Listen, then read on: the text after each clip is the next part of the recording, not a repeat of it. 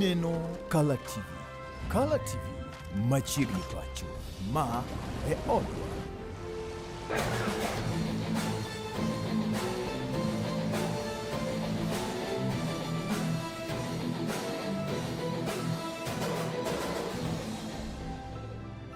Yes, kamara mana maiti jani nomar Kala TV media mono makare macha kwara tichini yeri mano mar chal mar pevi di chini makawono inti chariyo tarik prayo kod dek mar dweni yeri mar auchiel ga ganariyo prayo kod auchiel kapili ngani Fred Maya kaudi chuma kawuono kan ka indi kenda an ka indi kod ja Arsenal Rogers Gongo hanene ka indi ko biro gi jazi kanyo ndo puri paharo loch lakini Nyasaye mineno ni bineno Nyasaye no kelo World Cup omiyo ko bedo gi liet ahinya mar jo Arsenal Rogers media makare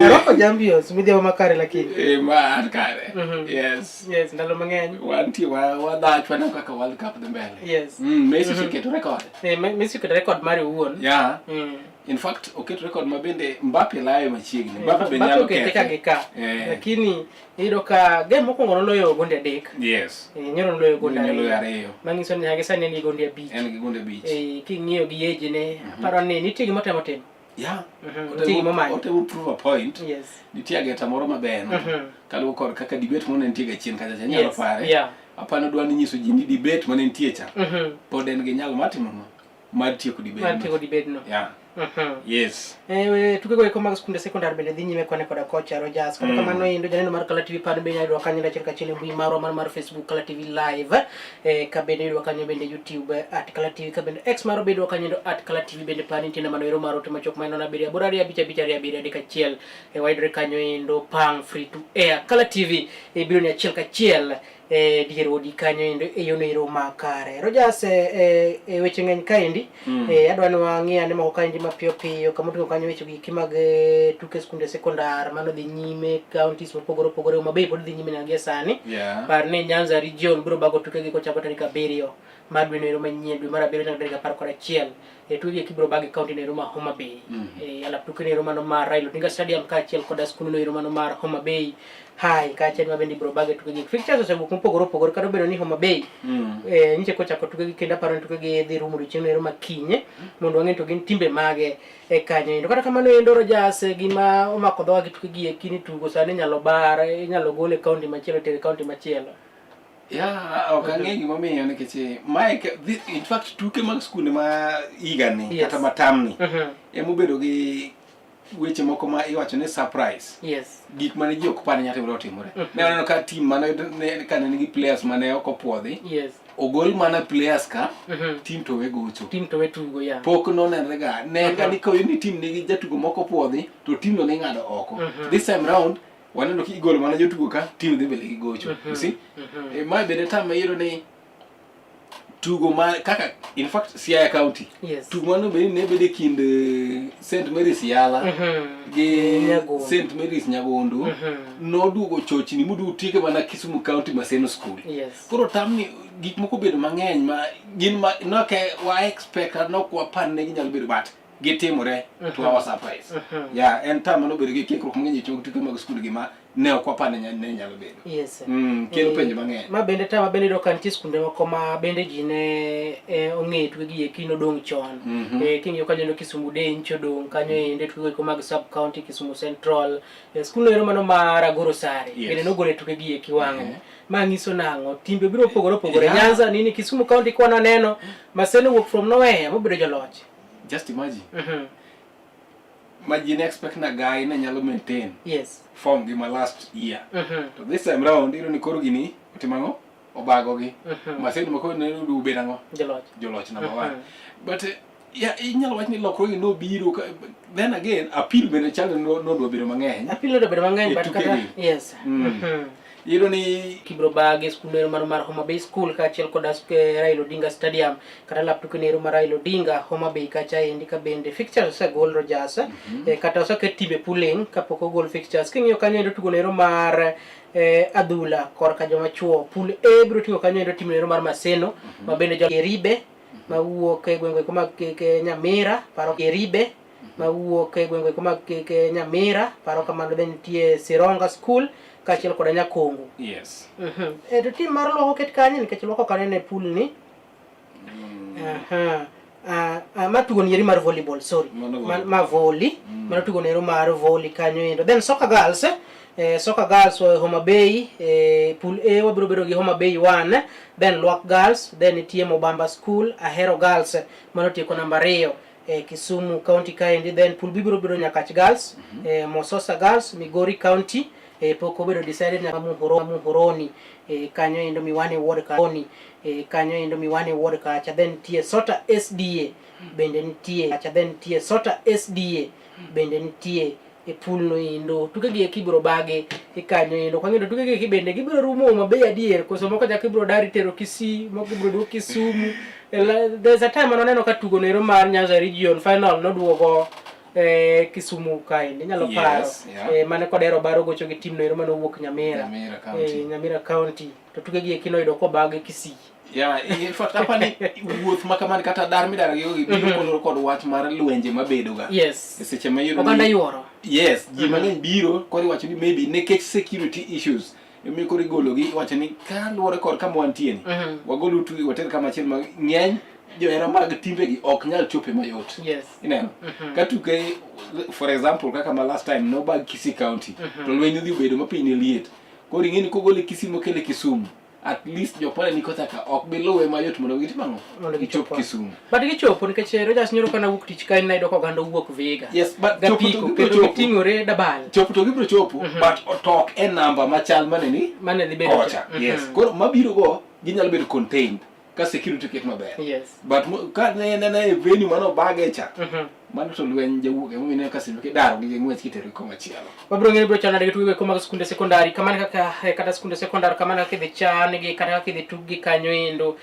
Koro ng'eni Homa Bay pod tugo pok wang'eyo ni timbe mage madhi wuok Homa Bay madhi represent Homa Bay tuwe koma Nyanza region mibago kanyo endo Homa Bay kin tarik 7 nyaka tarik 11 mar dwe no ero manyien dwe no ero mar 7 kanyo endo. Rogers mapiyo piyo kwa wero kod mano endo nitie tiegruok no ero mano mar coaches parni FKF osebedo ka nochungo tiego coaches rang'iny no ero mano mar CAF.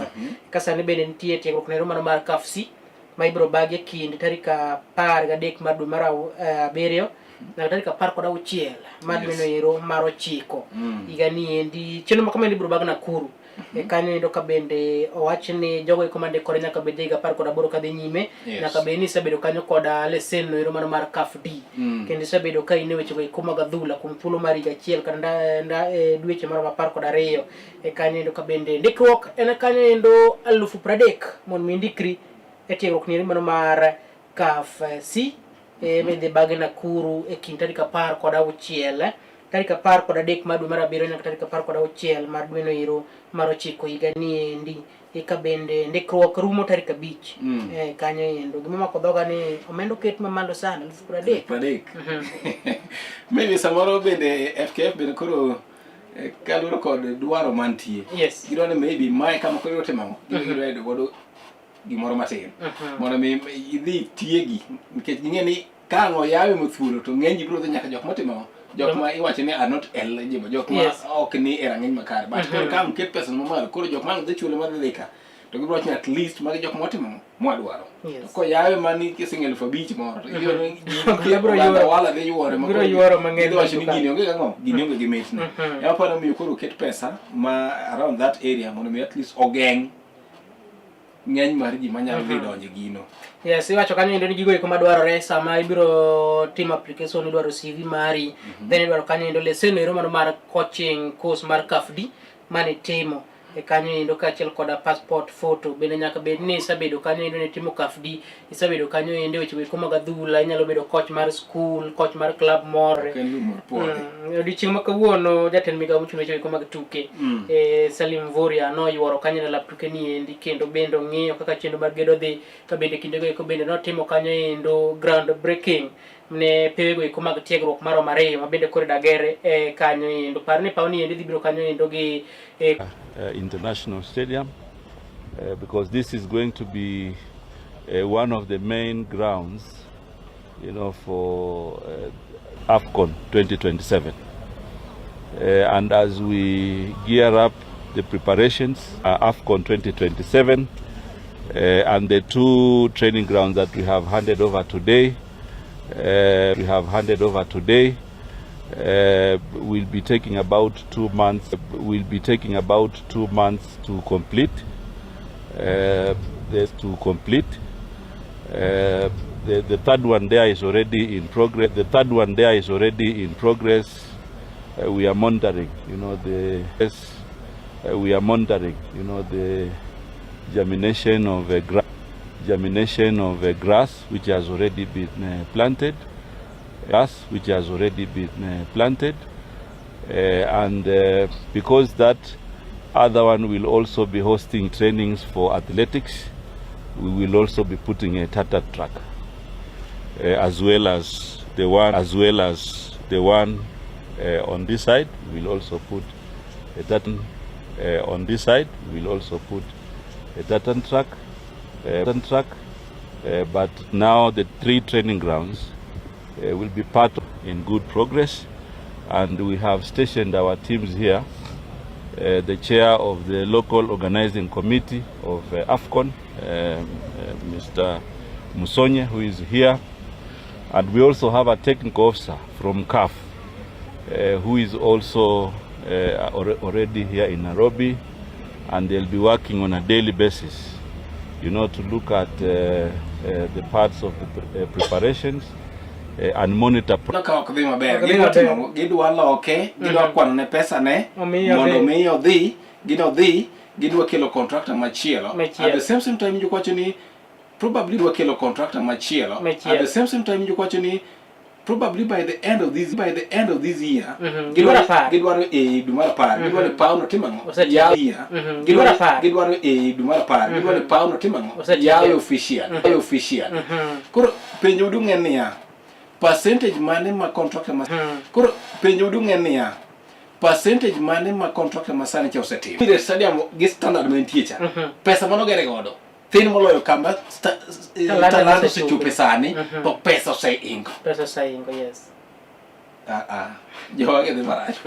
Iwacho la tuke Roma biro tingo kanyo endo kwane jogo eko mayuoro neno tuke maromo 40 kata 40,000 sita stadium maromo 1000 kanyo endo 40 idhi tiek gere dwe mar 10. Ma endi biro kinyalo paro ka dwe mano kata dwe mar 5 higa mokalo. Mvura no wuoyo ka bende no chiwo kanyo endo siem ne kont apiki golo nyake yodi.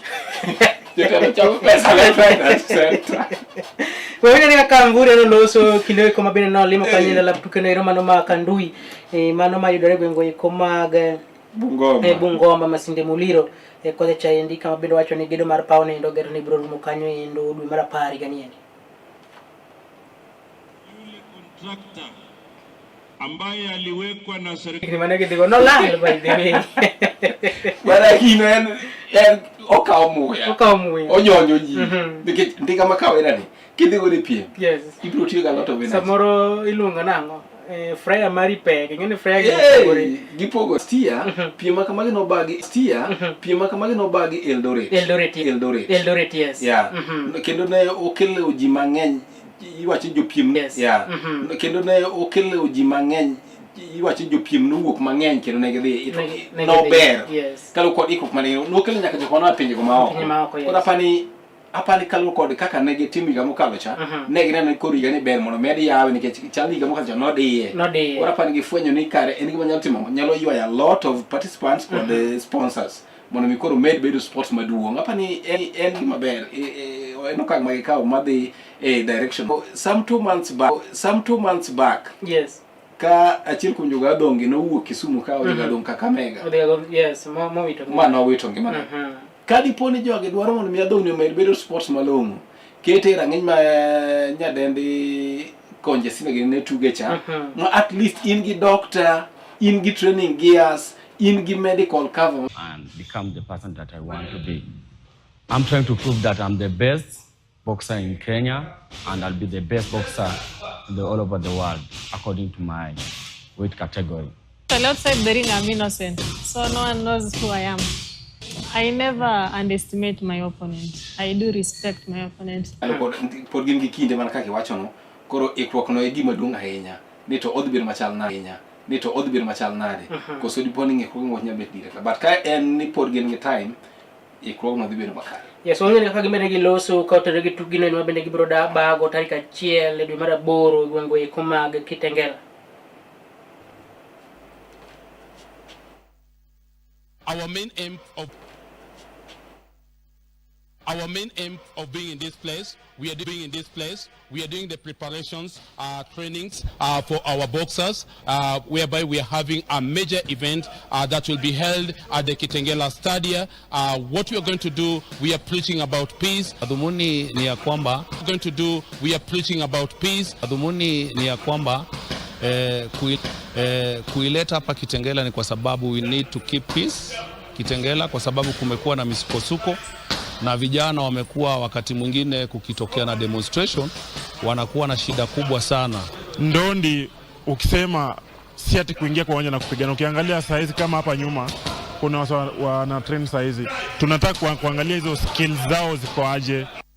Yes, kawa wera kwa mano endo Rogers tugonero mar golf en tugo mabende chon no ngega ni tugo mabende jogo ikoma onyalo matugi eneno ka Jakom kata mana jatend bura nero mar ODM sano sebedo katugo ga Nyanza Golf Club kare chaendi kata mana giko dira mokalo ni endi njen kanyo kendo ncho tugo kanyo kata kamano tugo ni endi koro sa dwaro ndo no rwake kanye skunde tugo ikoma ga skunde kata kamano endo nok mar pewe kachiel koda coaches en gine mabende koro goyo tugo ni endi kibaji ainya nyegwengo ikoma Western kama bende wacho ni pewe tin mag tugo golf coaches matiego gini be onge koro ma endi miyo rowere ok nyal nge tugo ni endi makare ka bende koro jal no mochung tugo ko mag golf e pacho kae endi mano migosi kata mana jal no mochung ne tugo gi eki mago mag tugo mag golf koro to yango mondo mi rowere kata mana gibro neno giwuoyo kanyo koda sirikal mondo gichak tiego jopuonj mondo puonj tugo gi eki mag golf mar no tugo gi eki odhi e yono makare.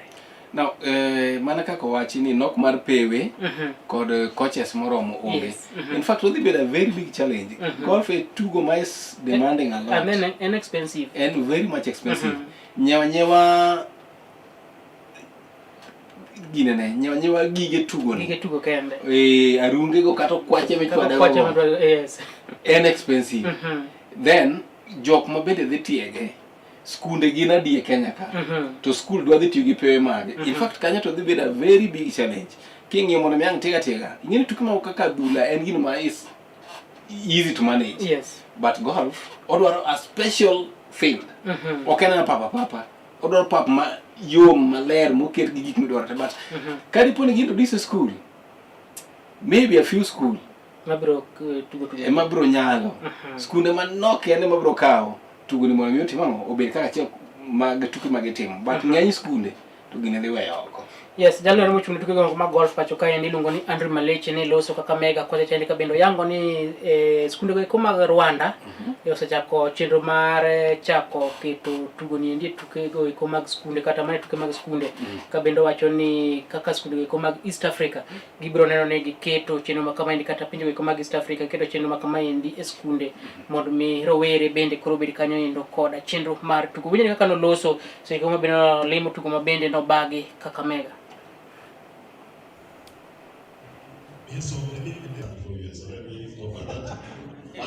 Wish you the best. I think the best the ministry can do is to support us who already have these facilities so that we can partner with schools and they can train from here. The moment Kenya will introduce golf in schools, I think Kenya will be the first country to introduce golf in schools. So once we do that, then we'll be able to influence the other regions to also to bring on board the golfers. Yes, kwa wera kwa mano endo Rogers wadhi achiel kachiel nyaka tugo iko mag World Cup. Pengine World Cup teri nade. Okay, in fact nyaka ncha World Cup chakre. My World Cup ma an poka yere team ma specific ni ma adwa full. Yonge team World Cup. Okay go. Nyalo bedo ni samoro mor mar Arsenal cha bodo ka opach. Not really.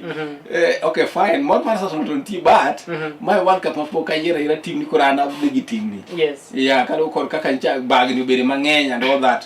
Koro sani anto kianto pod onge team but I follow proceedings mage kaka odhi to wamedo luwo dhoni koro ofsibiro gi weche mang'eny. Then again nitiere bende historia mabende medo losi non mabende medo wuoke kaka achiel kuom yang na nyisi ka wang'iyo ni to ochal nade. Jatugo moro tiere ma kawuono ni adwa mi chal mare pani en jatugo bende obro osapres ji mang'eny kalo kod historia mar ngimane gi kaka osebedo kowuotho ngimane kod weche mag kaparo ni wada ng'iyo kaka duoko nobedo kapok duoko bedo inyalo nyisa ni to jatugo David Alaba en jatugo mar Austria. Yes. David Alaba osebedo ka tugo leagues mopogore opogore, osetugo Spanish La Liga, Bundesliga osetugo.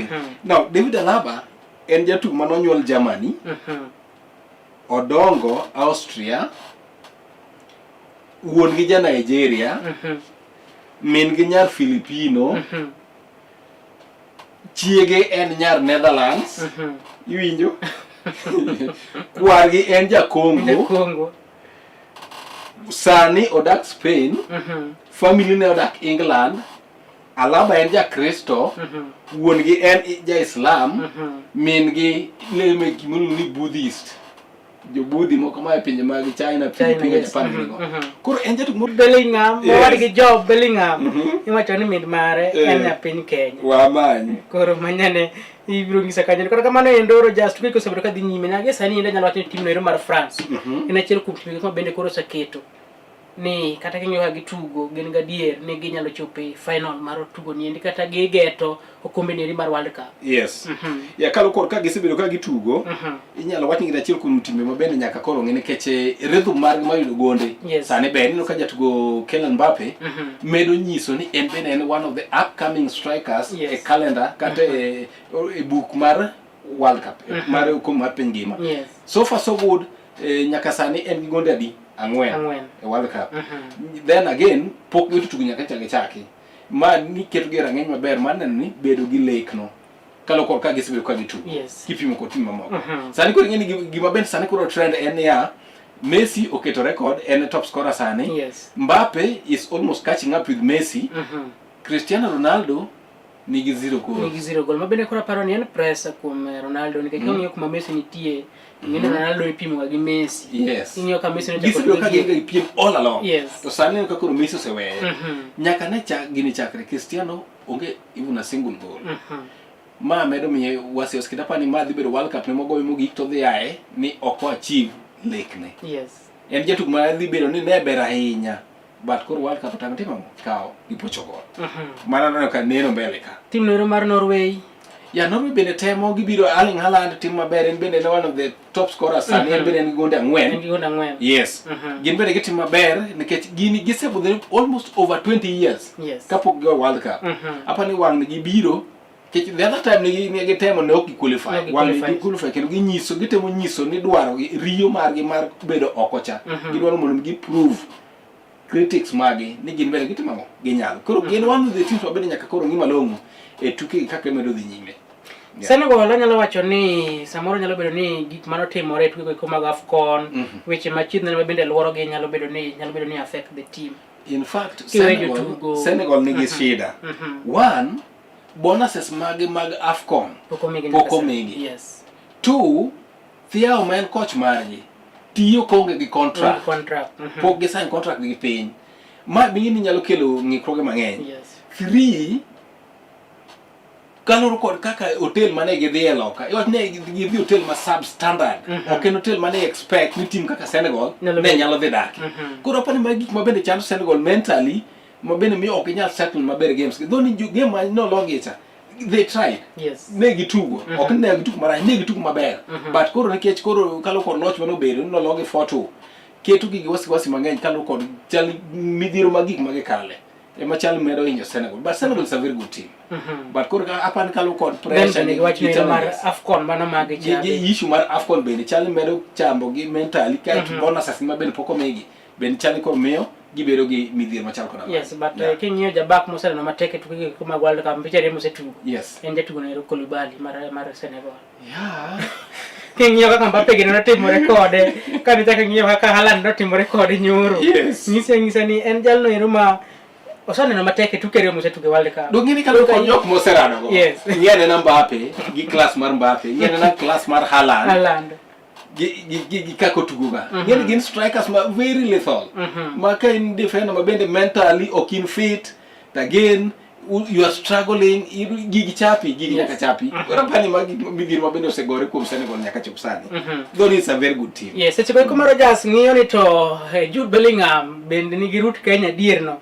Wang'ere ka weche ne chalo kanyo koda tugo nero mano mar Norway gi Senegal. Wang'ere tugo no chalo nade tugo ma bende tim nero mar Norway norodho Senegal gonde marom 3 kuom 2 ka bende gonde go mag Norway nolo kanyo koda tugo Pedersen dakika mar 43, then Haaland noloyo kanyo endo gonde 2 48 gi 58, then jatugo Sahar noloyo gonde